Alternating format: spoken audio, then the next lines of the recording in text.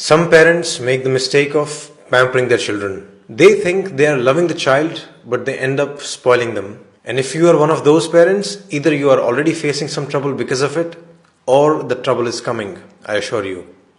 What kind of trouble? You have probably made your child's life so comfortable that they now fight with you the moment you ask them to do something difficult or something they disagree with.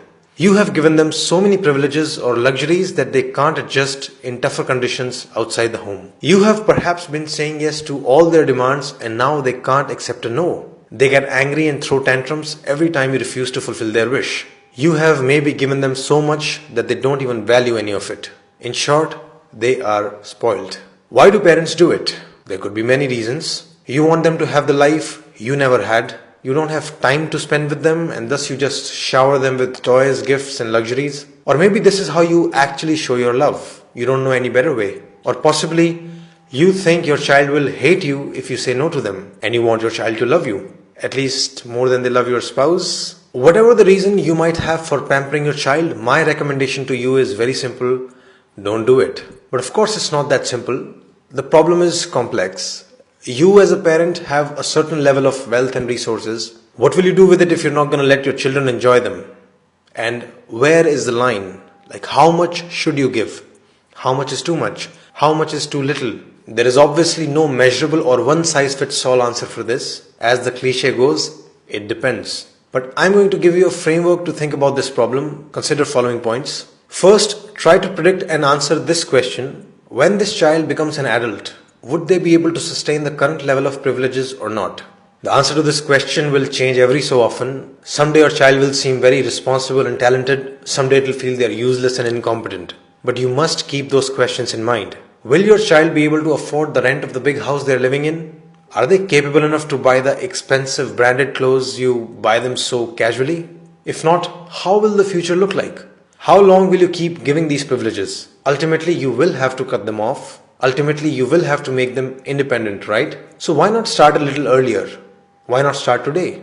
This brings us to the second point. You must, from the beginning, create a balance of responsibility versus privileges in the house. Responsibilities in childhood mostly include schoolwork and house chores.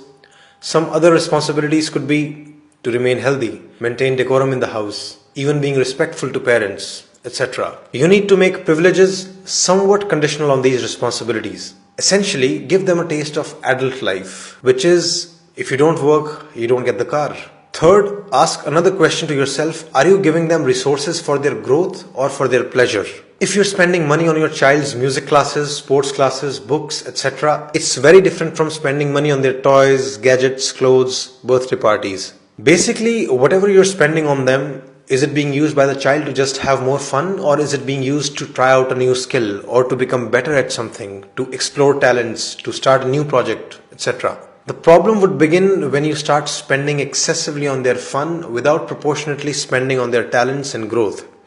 So make sure you're investing proportionately in their joys and their talents. Fourth, are you making them grateful towards what you're giving them?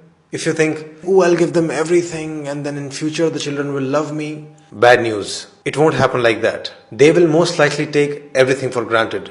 More often than not, you'll just find them complaining about the things they didn't get. So it's your job to make them realize the value of what you're giving them. It's your job to make them thankful for it. It's your job to tell them that millions and billions of people probably don't have the same privileges. They must realize the value of everything you're giving them for free. Like, why spend so much money and time on them only to be hated later? You give them everything and they grow up resenting you and not talking to you? What's the point of it all? Who did you do it for? So gratitude must be taught to them explicitly. And first step there would be to show gratitude to your own parents consistently. Fifth, you must make your child experience no from time to time. They must learn to deal with it. Of course, don't do it arbitrarily. Say no only when you have good reasons to say no, but do say it when needed. The main thing here is to learn to not be afraid of the child's anger or tantrums. In fact, if they show tantrums or anger, then you'll have to become even more strict in saying no. Your goal is to make sure that they accept your no with respect. And your objective is to teach them that their anger and tantrums will never turn a no into a yes. If you get scared and say yes to avoid fighting with them, you're only making them stronger. This is basic operant conditioning. By letting their anger win, you're reinforcing their bad behavior. In fact, if they show bad behavior, you need to not only stand your ground and stay firm, but you can even go on to cut additional privileges. Say no to something else as well, just as a lesson to them. As a parent, you must strive to have the authority to say no and still be respected. Finally, follow the cliche because it's very true. Your time is the best gift. Children need your time, your love, your care. That's really the biggest gift.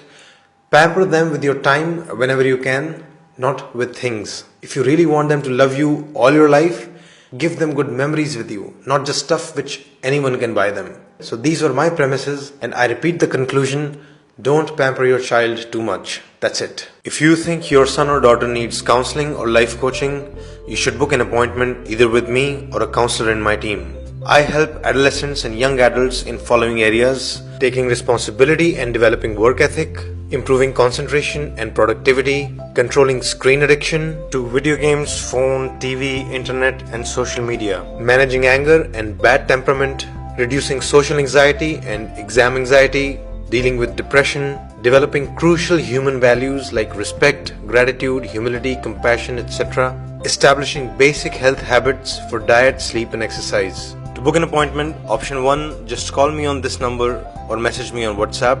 Option 2, you can directly go to our website page sridharlifeschool.com/counsel and fill the application form there. To invite me to your school or corporate organization for counseling seminars or to set up a long-term counseling contract, email me at sridharlifeschool@gmail.com or WhatsApp on this number. An important request before you go: if you like the ideas shared in the video or you found some benefit in using them, I request you to help me in growing further. I'm trying to build a team of researchers and video makers so we can deepen our knowledge and make more such videos. You can support me by making a donation to Sridhar Life School. Go to sridharlifeschool.com/donate. If you're watching on YouTube, you can use the Paytm link shared in the description below. Any amount is welcome. Thanks a lot for all of your support thus far. I really am very grateful.